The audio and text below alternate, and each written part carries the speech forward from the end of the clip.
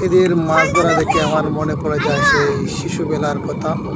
মনে হয় একজন কবি লিখেছিলেন, লেমটা ছিলাম ভালো ছিল শিশুকাল।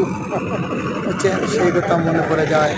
এই শিশুকালে আমরা এভাবে অনেক মাছ ধরেছি, হাওরে বিলে পথলাটি সব জায়গায়।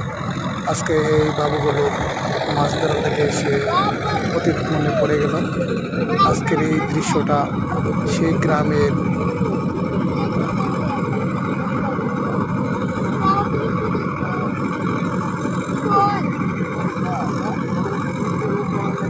Asya.